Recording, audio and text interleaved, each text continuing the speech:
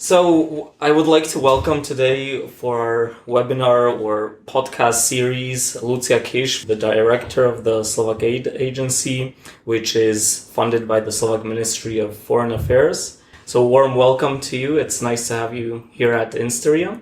Thank you very much. Lucia previously worked at the Ministry of Interior, working on the inclusion of marginalized Roma communities. Oxford educated in foreign affairs and political sciences, so very impressive CV. So today we would like to discuss a bit about your background, about your current challenges, what you're doing in the development world and aid world, a little bit about SDGs, and finally, maybe the area where we're most focused is around data and how the data of corporations such as telcos could potentially help in the type of work you do or similar agencies do in the world. So maybe to explain to our viewers and listeners a bit what you do currently and what the organization that you lead is focused on. So you mentioned SlovakAid, but SlovakAid is actually the brand, the logo of Development Cooperation and International and Humanitarian Aid. So the agency is the Slovak Agency for International Development Cooperation. It's a budgetary organization of the Ministry of Foreign Affairs. So it's the state budget that's actually from the Ministry of Finance. So what we do is we implement projects, we implement microgrants, we use many different tools, how we implement development cooperation and humanitarian aid. Also together with our partners, of course, and together with embassies abroad. And is there some specific group of countries or regions that you're most focused on or where most of the aid goes?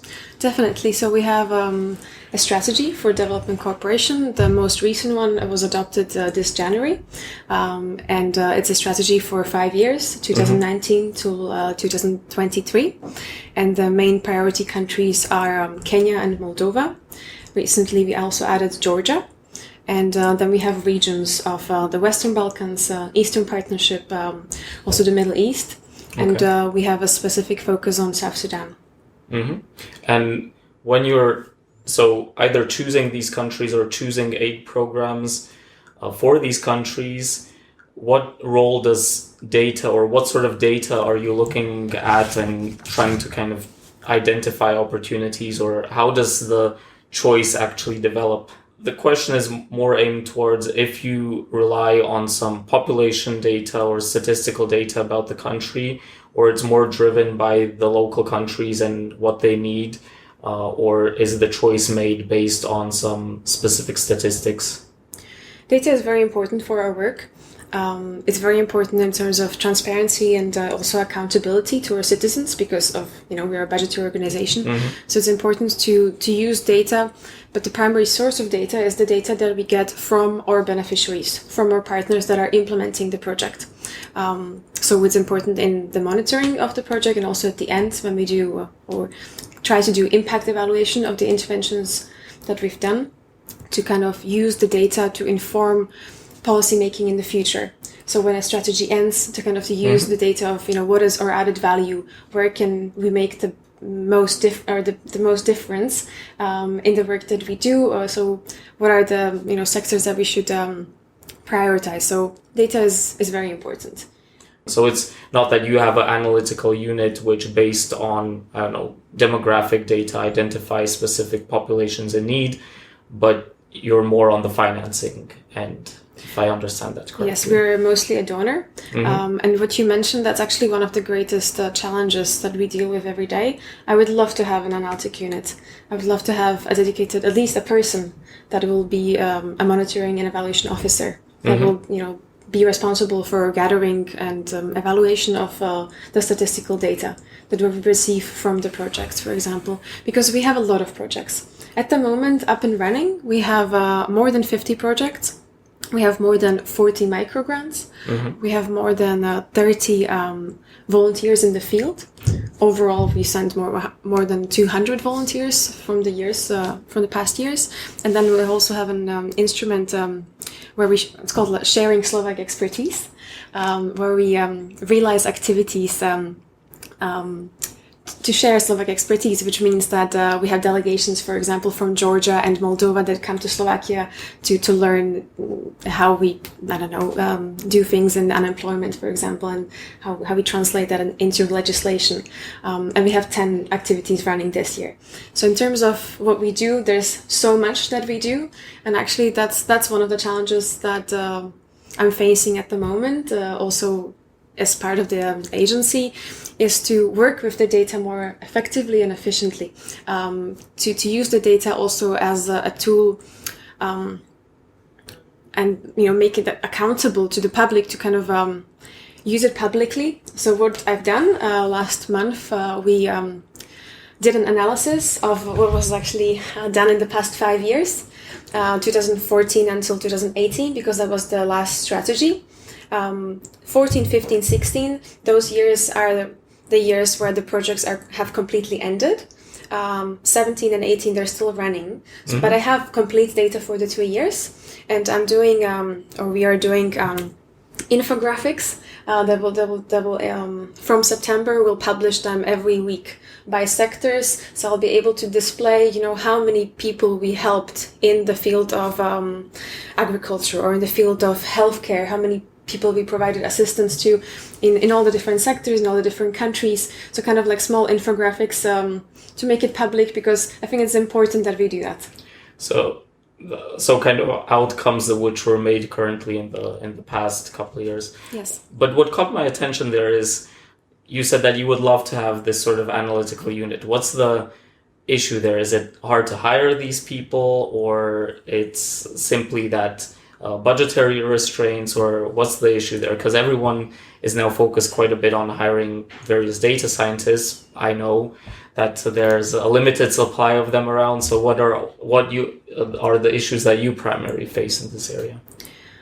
Definitely budget constraints. It's a budget of ODA, which stands for Official Development Assistance. There are some standards of how much Slovakia should contribute. Yeah, we're far below. We actually had an OECD peer review of development assistance last year, and that was one of the major recommendations to increase the budget.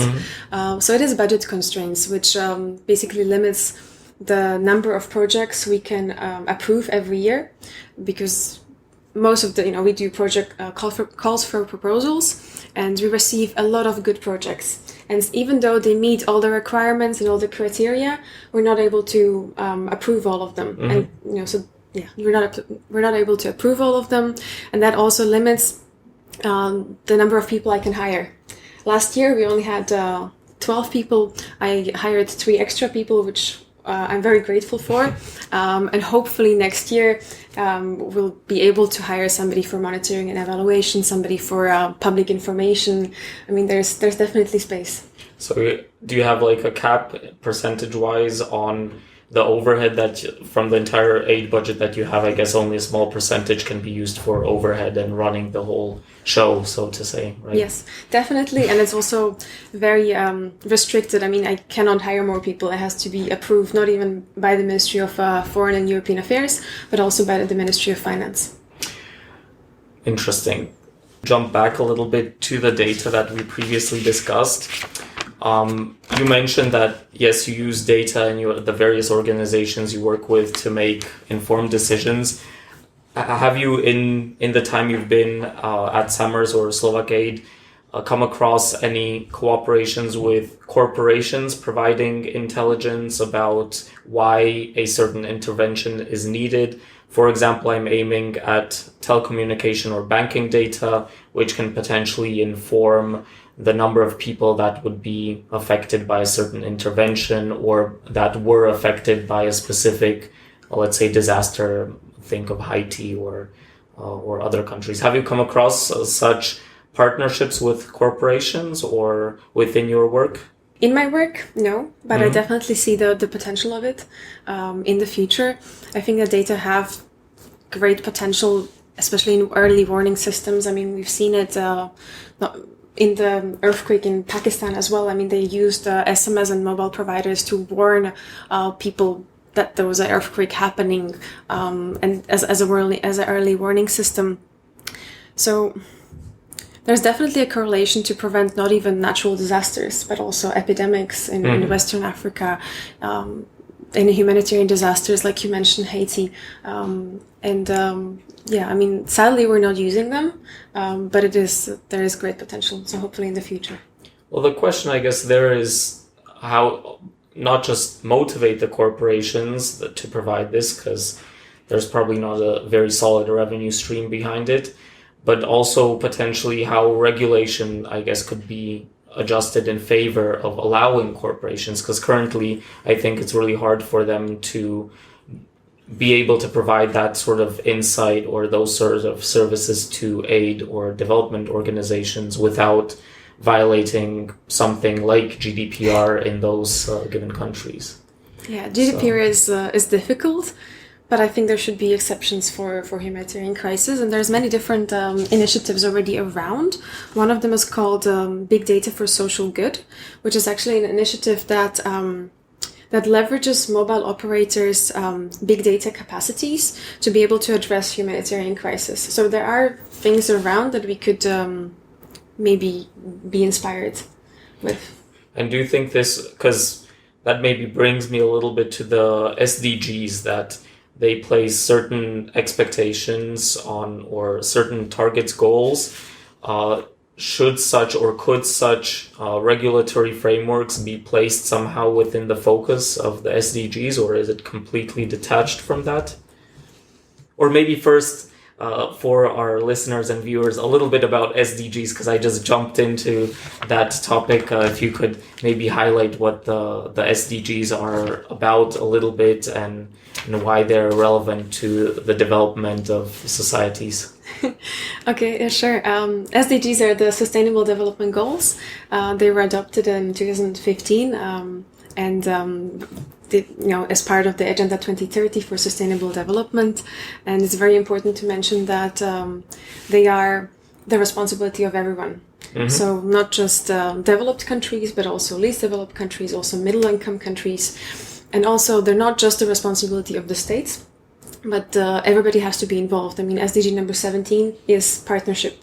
They have to be done in partnership with the academic sector, with the private sector. Private sector is very important, with the NGOs, the civil society organizations, and also you and me. I mean, also on the individual level, kind of even personal. I mean, everybody can make a difference, and we need to take responsibility ourselves as well. And do you think that, because you mentioned that both you and I are responsible for doing our share with implementing SDGs and working towards their goals, what do you think there's more to be done on the promotional level? Because I'm quite interested in the topic, and yet I can't say that I'm very familiar with the SDGs and what role and part I could play. So is that something that also you within SlovakAid see your role in promoting, or it should stay purely with that one organization of the Deputy Prime Minister? No, definitely. And this Deputy Prime Minister, together with the Ministry of Foreign Affairs, we kind of deal with it as well, because development assistance, development cooperation. I mean, we have to. It's everybody's responsibility, and we do. I mean, we have calls for proposals every year for global education and development education, and those are the only calls that we have in Slovakia to kind of raise awareness of the topics of migration, of the topics of environmental awareness, religion in schools and in universities in Slovakia, which is really correlated to SDGs. And in SlovakAid, we also do a lot of public awareness activities. I mean, we could do more. But to give you a concrete example, next week we'll be in Pohoda festival, and there'll be a very big stand together with the European Commission, with the Director General DEFCO, so Development Cooperation. We'll have a big stand where we'll try to raise awareness about SDGs and the Agenda 2030 and so how it relates. Specifically focus on at this. SDGs. Oh, yes. Okay. It's really nice. So we were saying that individuals have to play their role in achieving the SDGs. Organizations such as yours or governments play their role. How do we involve corporations which typically have a very large impact both on society and ecology as well? How do we motivate them if it's not just pure revenue that would be flowing in because of the SDGs? It's not just pure revenue, but it's also corporate social responsibility activities. I mean, it's talking about it. It's basically SDGs, and how we address them has to be inclusive. It's not just that we have to redefine the indicators, but we don't have to do that. We just have to include everyone in how we address and how we deal with SDGs, because otherwise they won't be addressed and we won't meet them. And in order to do that, I mean, SDG number 1 is eradication of extreme poverty. But in order to do that, we cannot do it without creating and building strategies for economic growth. So we have to involve businesses and we have to involve the private sector. It's very well known that in order to meet the SDGs and the goals that are set for 2030, there's not enough finances. And governments cannot do it alone. There is a huge financing gap. So that's one thing. I mean, we have to involve them in the financing. There are many different ways how, for example, the European Commission does it. There are instruments like the External Investment Plan or like the European Fund for Sustainable Development. They use things called like blended financing or guarantees for investors who are, for example, scared to go to a developing country because there's a lot of greater rate of risk. So they provide guarantees for those investors and private companies to do that, because what is important is, from my personal view, to create jobs and increase economic growth and empower the local communities, basically in meeting the goals. Yeah, I think that makes complete sense, and especially as you mentioned before that you'll be at Pohoda speaking about the SDGs, explaining to people why they're important. So I guess the public demand will continue to rise for also us as consumers demanding from corporates to adhere to these goals or do their part. So I guess it's both-sided in that sense. Yeah, and I definitely think there's a shift from the Millennium Development Goals to the Sustainable Development Goals in terms of economic focus. And definitely we cannot rely on the traditional kind of poverty alleviation strategies. To meet those goals, we have to broaden it, and we have to we have to broaden the spectrum and involve everyone to make it sustainable and to scale it up. So, for example, if the government gives a grant to a certain issue, to a certain country, I see a potential in the private sector to kind of take it and scale it up to ensure the sustainability of it.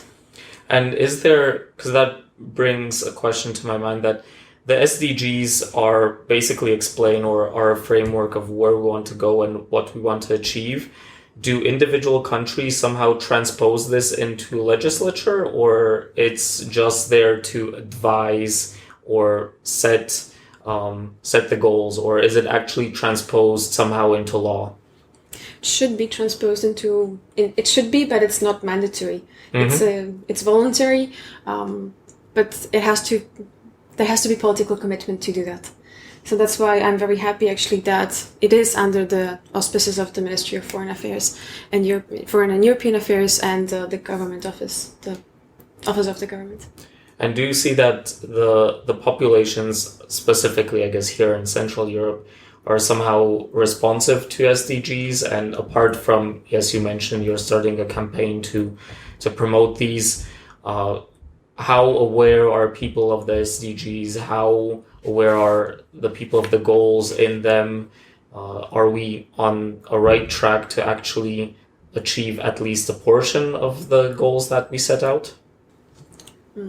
I think we should be further. I think we're lacking behind, actually, especially in Slovakia, because I think for me, SDGs, you cannot say, what is the most important SDG. There's 17 SDGs, and they're all interlinked. So you cannot achieve poverty alleviation, that's SDG number 1, without number 4, which is education, for example. They're all interlinked.